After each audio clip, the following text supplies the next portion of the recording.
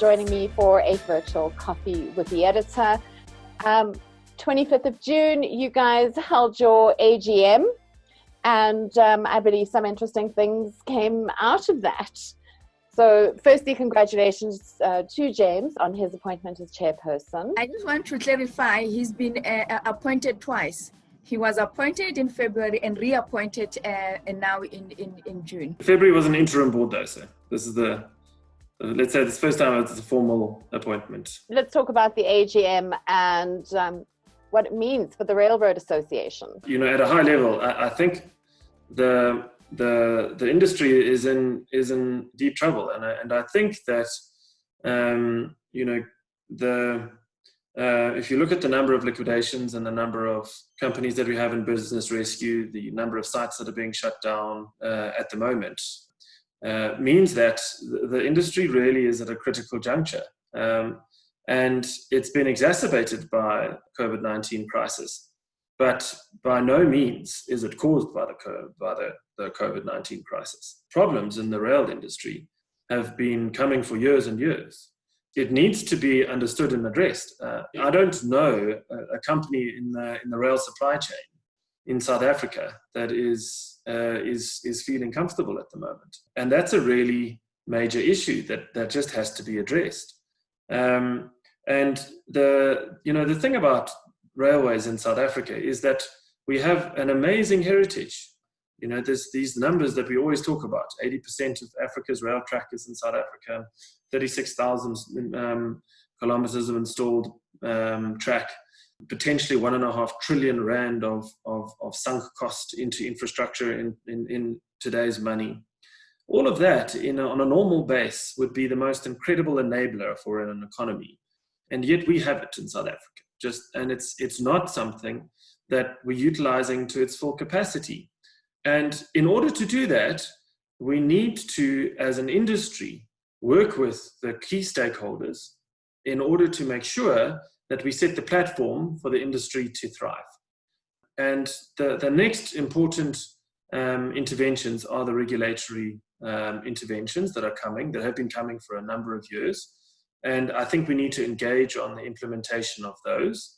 The transport regulator, for example, is out for comment at the moment now. That's a hugely important intervention. The draft white paper international rail policy is a huge and important intervention. And these are all issues that need to be addressed. You've seen National Treasury talking about it, about the interventions in the rail sector and how rail is going to be one of the sectors that government's going to look at in order to drop the costs of doing business in South Africa. And because that's ultimately what the rail industry is there for. It's to provide a highly cost-effective transport solution to a country that enables that country to be competitive with its international trading peers. And when you've got an amazing heritage in terms of this installed base, South Africa is not the Kenyas of the world that has to go spend billions and billions into constructing new track. We've got this huge installed base. We're very, very lucky. We need to use it. And when you see that the intellectual property that's being lost in our industry at the moment, it needs to be addressed quickly, and it needs to be addressed front on. And that's ultimately what the Railroad Association is there for. It needs to be a voice for industry. And I think Mesela and her team have put together an outstanding vision for the entity. And we as the board really are there to stand behind her and to give her the support that she needs to really roll that out. So Mesela, do you want to go through what you've put down in terms of what Jamie's just said, the objectives for the Railroad Association? We need to realize as South African and the Railroad Association and looking at the economy today, for me it's important to use what we have. And having the rail as a backbone of the economy, for me, it's a start. Treasury and most governments in Africa don't have money. But I believe that through public sector participation, public-private sector participation, most of the problems in terms of funding the projects may be alleviated. And besides, government has competing interest. So now in terms of COVID, do you use money on infrastructure or do you use money on healthcare to save lives, of which is informed by our constitution, that is one of the supreme rights that we have as South Africans. So that for us is key. But how do you go about doing that? It's revitalizing the railway industry. And perhaps maybe a complete transformation of the sector, not doing things the old way and having only two main customers. How about having a number of customers so that the South African rail industry does not rely only on two customers, which is, well, mostly as PRASA and Transnet. If we were to have other operators, private operators, then you share the load in terms of the supply base. Many of our original equipment manufacturers, the parastatals, Transnet, PRASA, they have supply development programs. Who do you develop those suppliers for? You don't really develop them for yourself, but as South Africa, you grow the suppliers to be able to, for them to export. If they are good enough for supply to Bombardier, Alstom, or any of these multinationals, surely they should be good enough to access the world market. And the collaborations that we're looking at, it's with the departments that will include Department of Transport, Department of Public Enterprises, Department of Trade and Industry, and most importantly, Mr. Moneybags, which is Treasury. And if we don't work as partners, we will never see the value that private sector can bring into reviving the economy. As private sector, we can't do it on our own. Government can't do it on its own, but we need to work together in order to revive the economy. We would advocate for policy that will benefit the rail sector. That includes the bill, for the regulation, the economic regulation bill. We think it's an important piece of document. It took quite a long time, but now we're happy that is at provincial legislation, and hopefully we can cross all the T's and dot all the I's in the best interest of the rail industry. The draft white paper, I wish that as government would consider using their strength and their as a lawmakers to equip South African private sector to make an enabling environment as to boost the economy. And the easiest way of doing that is through legislation. And legislation can boost the manufacturing sector, can boost investment coming into the country. And we don't necessarily as a country need to spend much. So that is one item that perhaps government could improve on. In terms of the standardization, we know that certain standards are not necessarily applicable on the continent. For instance, if you get an EU manufactured locomotive or coach, or even OEM with EU standards, those EU standards may not necessarily be applicable in the country. But you need to find standards that are fit for purpose for the South African industry and for the continent at large. We need to be able to sustain the industry. We can employ more people, not only necessarily in the services sector, but also in the manufacturing space. The African Union had declared South Africa as a hub for rolling stock manufacturing. Can we take that opportunity to develop the sector, not only for ourselves or South Africa, but looking into the continent? That's where real growth is going to come from. African Free Trade Agreement is only going to work if you can transport goods. And currently, the only way that you can do it is through rail. Partnerships that we have already identified, government and organizations like yours, Philippa, we need to start speaking in one voice as an industry. The more united we are, the more we can change things from the government perspective and also to do more work on the continent. and not necessarily going to our brothers and sisters on the continent dictating terms to them. But it's important for us to share the skills and the technology with our brothers and sisters on the continent, to share with them, because we can't develop only on our own. We need to develop together with the continent. Investment, there is no way that we're going to grow this industry without having proper projects, bankable projects, and the necessary legislation in place, and opening up the industry. We can only industrialize if we get private sector investment in the sector, and third-party open access to the industry, even if it's limited. We don't have to wait for the white paper. The Transnet, surely they can find a way to accommodate a few operators just to test the system, even before the white paper kicks in at some point if it's signed. But you need to start pushing. You would want to have agriculture back on the road. You would want to have 100% mining on the road. But that can only be done with participation of private sector.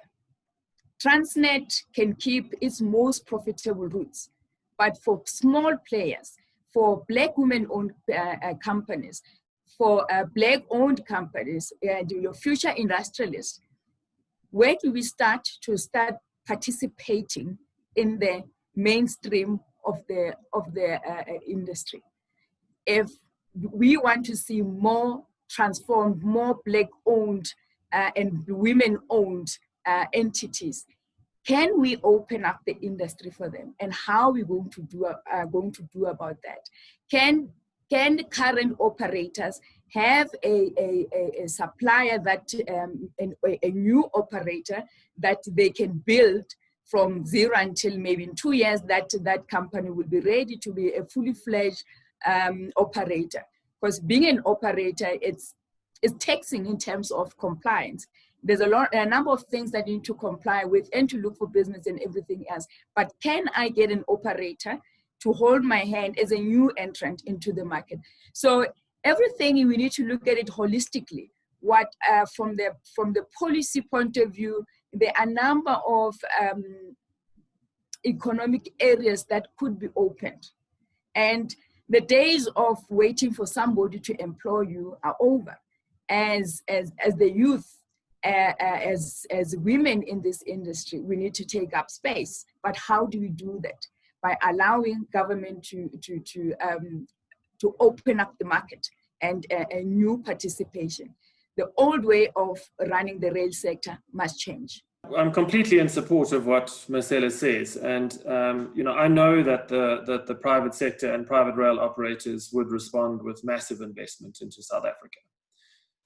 In the event that limited access was provided by Transnet in the short term, and in the event that the draft white paper in its current form or in a similar form. I think that a number of people do have some reservations with the draft white paper, in particular around the move to standard gauge and the massive strain that would put on the fiscus in terms of capital investment, which really could be allocated elsewhere. But certainly the elements of the draft white paper that do call for the open access regime to come into South Africa, both limited access through Transnet in the short term and open access through the white paper in future, and following the calls by Treasury. So really 100% in support of government's policy proposals, that I know that the private sector would come with enormous investment into the sector, and I do think it would stimulate massive opportunity for the locomotive assembly plants available in South Africa, for the wagon manufacturers available in South Africa,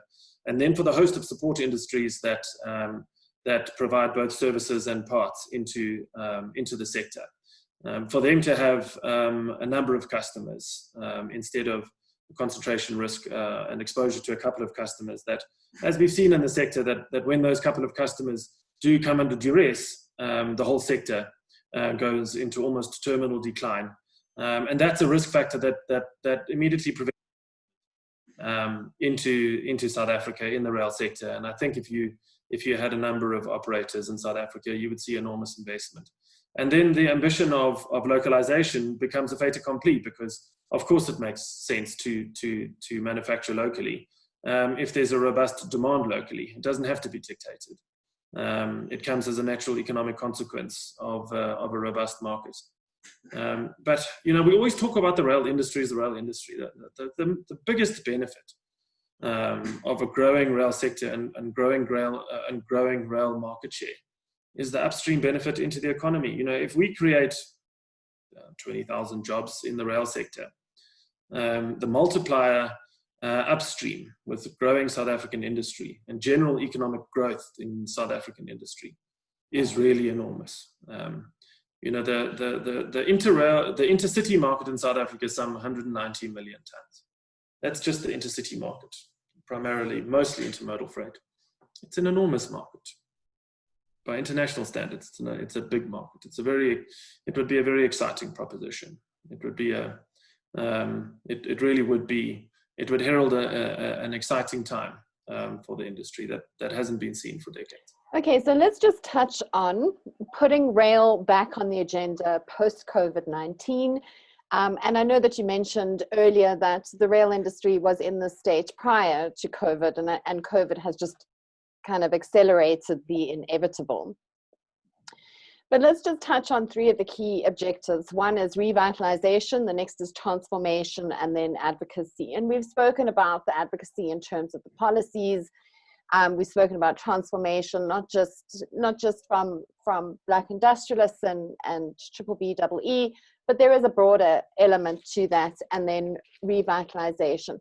I think let's just touch on the key components that fall under that in terms of the execution, be it the collaboration, standardization, sustainability, partnerships, and investment. And I think key to that would probably be the collaboration, and that's really where industry needs to become members of the RRA to move forward. Short-term contracts. I mean, if one were to get an order for 3 years at Transnet or Prasa, and there's a nice clause that says as and when, there is no one that is going to invest in a country without long-term contracts. It simply doesn't make sense. So some of the policies that we have are beautiful policies that are going to empower. We have big contracts that are coming, and industry prepares themselves for those contracts. But the problem is there, and what would term maybe unfair contractual terms that the industry may be compelled to enter into. So if we want to build South Africa, now we're not talking about us and them, us as a unit South Africa, we need to collaborate and identify what is important to us as South Africa. We want to create jobs. We want the best for South Africa. We want to grow the economy that is going to benefit all of us. But if we talk past each other, there's a problem. So we need to talk to each other. We can't see each other as enemies.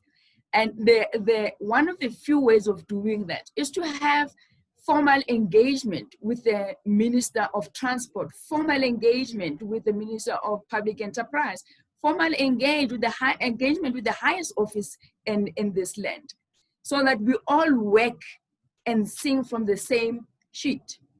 For me, that is important.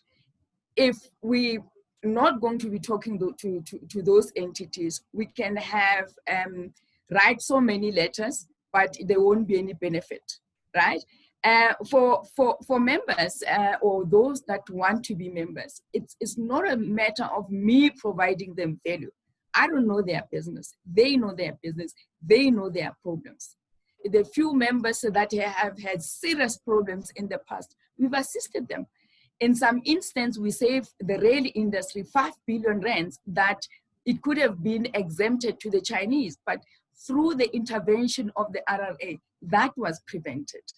Some customers are not paid by some of the state-owned entities. We are able to intervene there.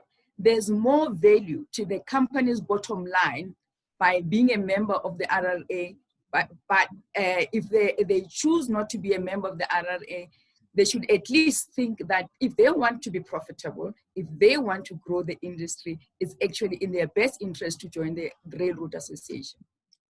Just to add to what Mesela said, there are so many companies in the industry that are under serious duress. And, as the Railroad Association, we, from time to time, submit surveys to get companies to respond. And there are companies that face massive issues. We know what those issues are. They communicate those issues to everybody with a set of ears. And yet you ask them to put something forward to the Railroad Association in a survey. Those companies refuse to respond. There's a corporate culture in South Africa where we don't communicate what the requirements are in order to make ourselves successful as a broader industry. And that really has to change. If that communication doesn't go into government in a well thought through and logical manner, with proper input from the industry, how can legislation be right? How can government know when they're doing the right thing or the wrong thing? It really is a corporate culture in South Africa that I certainly find very surprising.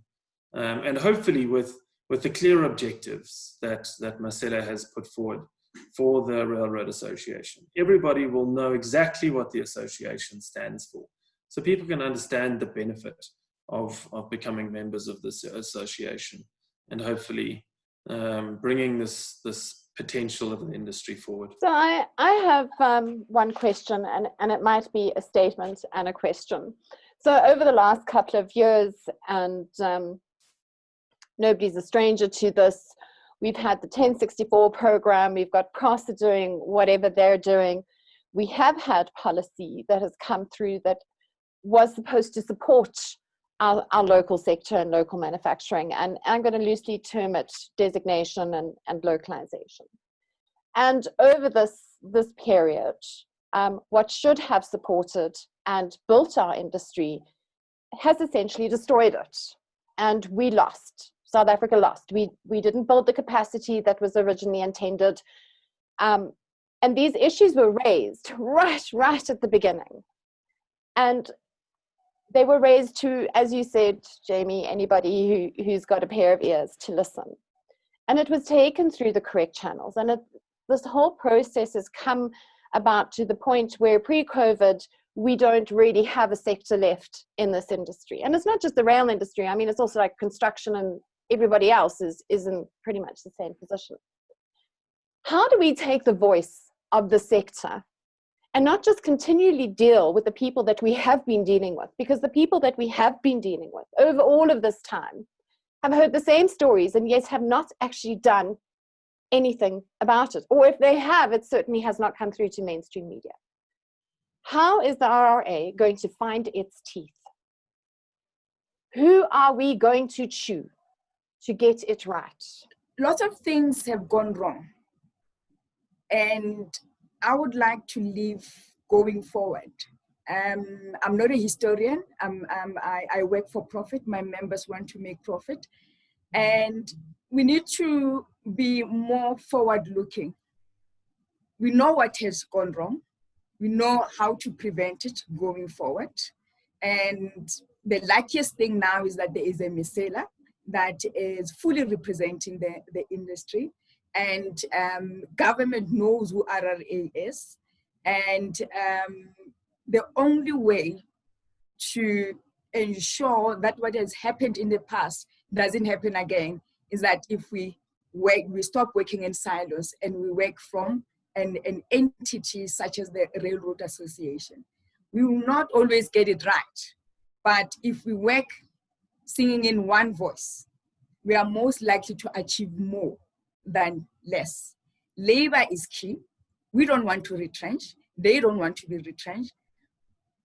Come July, we bring labor to the table to talk about salaries. Why is it in the past we have not used labor? We have the same interest. Let's protect our jobs. We want to keep our employees employed. They want to keep their members employed. Why is it that we're not working together to fight for the same purpose? Into the future, that collaboration is going to be important. But having said that, if there is a CEO position at BRASA, why is the industry not applying? Why should you have maybe a medical doctor leading BRASA? And then we don't apply and afterwards we complain. If we are not in those spaces, we will never see any change that we want to see. It's only when we are in those spaces that we will be able to communicate to decision makers, or us as railway people, be the decision makers. Because we know what is not right. We know how to fix it. We know that there are good people inside Transnet and BRASA that work very hard. But the question has always been leadership. How do we as industry work with the government to achieve the same goal? I think, in closing, Philip, it's very important that industry understands exactly what the Railroad Association stands for, so that they can understand what they are paying their membership fees for. Okay, so I think that the Railroad Association understands very well that it's not a charity, and I think on that basis, Mesela and the team, supported by the non-execs on the board, if needs be, would be very happy to go and go and present these objectives to the industry role players, so that we can understand that and we can open that dialogue with them on a one-on-one basis, so that we can grow this industry base even further than the good base we already have in the Railroad Association. So I think if we can appeal to any non-members out there, that please approach Mesela and the team, so that we can start this dialogue going, so that these objectives can be well understood. And then the other thing is that we also understand that we have to account to these objectives. It's one thing to say you're going to be doing, it's one thing to say you're going to do something, but it's a completely other thing to do it. And I think it's absolutely imperative that the board of the Railroad Association and its management are held accountable for what they say. And we need to be measured against what we say we're going to do. So, we are also going to be putting key performance indicators in place for the board and for Mesela and her team, so that the membership base can check how we're doing against what we say we're going to do and can be held accountable for that. I think that's really the way that we want to take the association forward.